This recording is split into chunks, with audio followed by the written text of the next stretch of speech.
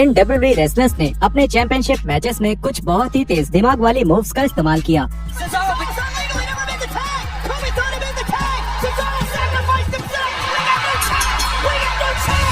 इनमें से कुछ चालाकी तो इतनी शानदार थी कि आपको उन पर तभी भरोसा होगा जब आप उन्हें अपनी आंखों से देखेंगे। इस लिस्ट की शुरुआत चालाकी के बेताज बादशाह एडी गुरेरो से ही होनी चाहिए। लैटिनो हीट नियमों को तोड़ने और चालाकी से मैच जीतने के गुरु माने जाते थे, लेकिन उन्होंने ये मैच जिस तरह से जीता वो शायद उनके तेज दिमाग का सबसे बड़ा एग्जाम्पल होगा। एडी स्मैकडाउन पर मैट हार्डी के खिलाफ अपनी यूनाइटेड स्टेट्स चैंपियनशिप डिफेंड कर रहे थे। एडी का साथ देने के लिए चावो वहाँ मौजूद थे और वहीं मैट के साथ शेनन मूर थे। जैसे ही रेफरी का ध्यान हटा, शेनन मूर ने एडी पर टाइटल बेल्ट से हमला करने की कोशिश की। न सिर्फ एडी ने खुद को बचाया, बल्कि उन्होंने ऐसा दिखाया जैसे मैट ने उन्हें बेल्ट से मारा हो। और इसके बाद जब रेफरी उस चैंपियनशिप बेल्ट बाहर कर रहा था, तभी चावो ने मैट हार्डी को सच में बेल्ट से मार दिया। जब हार्डी नीचे पड़े थे, तब एडी ने फ्रॉग स्प्लैश मारकर उन्हें पिन कर दिया। बियांका बेलेयर के बाल उनके लिए काफी अच्छा हथियार साबित होते हैं, और क्योंकि ये उनके शरीर का ही हिस्सा है, इसलिए बियांका इसे बिना डिस्क्वालीफाई हुए इस्तेमाल कर सकती हैं।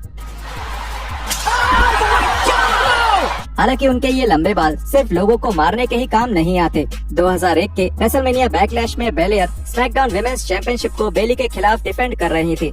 बेली ने बियांका को रोज प्लांट मारने की कोशिश की और बियांका ने इसे काउंटर करके चालाकी से बेली को पिन कर दिया और मैच जीत गयी।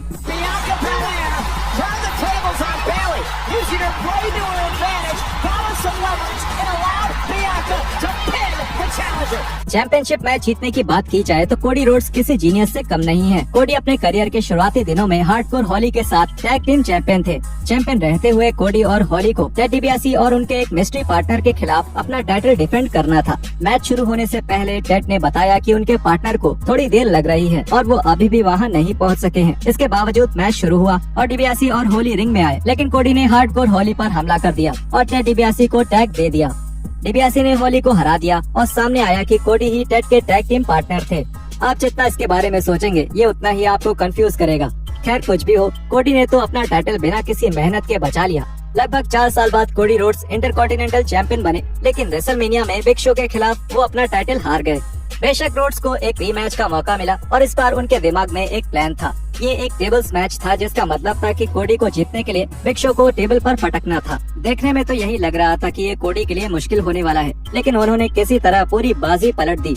मैच को अभी भी 5 मिनट भी नहीं हुए थे और बिग शो रिंग के किनारे पर थे, इसलिए कोडी ने उन्हें एक किक मारी। इससे ज्यादा चोट तो नहीं आई, लेकिन बिग शो का बैलेंस जरूर बिगड़ गया और उनका पैर टेबल को तोड़ते हुए नीचे आ गया और इस तरह से रोड्स ने बिग शो को टेबल पर गिराकर टेबल को तोड़ दिया। इसलिए कोडी वो मैच जीत गए और इंटरकॉन्टिनेंटल चैंपियनशिप भी उनके नाम हो गयी। आसपास की चीजों का फायदा उठाने का ये सबसे बेहतरीन एग्जाम्पल है। एक्सट्रीम रूल्स 2009 में पुराने दुश्मन एज और जेफ हार्डी का सामना वर्ल्ड हैवीवेट चैंपियनशिप के लिए एक लैडर मैच में हुआ। ये दोनों रेसलर्स न सिर्फ लैडर मैच के मास्टर हैं, बल्कि लैडर मैच में हमेशा कुछ नया भी करते हैं, इसलिए दोनों के लिए इस मैच में जीतना काफी मुश्किल होने वाला था। एक दूसरे के हाथ पैर तोड़ने के बजाय जेफ हार्डी ने कुछ अलग करने का फैसला किया।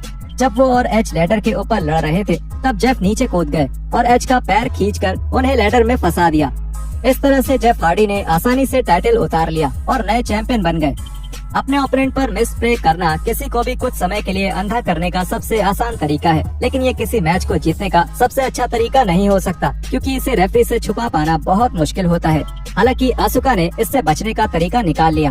2023 के नाइट ऑफ चैंपियंस में आसुका रॉ विमेंस चैंपियनशिप के लिए नंबर 1 कंटेंडर थी। बियांका बेलेयर चैंपियन थी और लाख कोशिशों के बावजूद भी आसुका मैच खत्म नहीं कर पा रही थी। इसके बाद उन्होंने बेलेयर पर मिस स्प्रे करने की कोशिश की जब रेफरी नीचे देख रही थी। बेलेयर ने खुद को बचा लिया, इसलिए आसुका ने कुछ नया तरीका निकाला। आसुका ने बचा हुआ मिस्ट अपने हाथों पर लगा लिया और फिर अपने हाथ को बियांका की आंखों पर रगड़ दिया, जिससे बेलेयर को दिखना बंद हो गया। बियांका की आंखें जलने के कारण आसुका ने आसानी से बियांका को हरा दिया और नई चैंपियन बन गयी।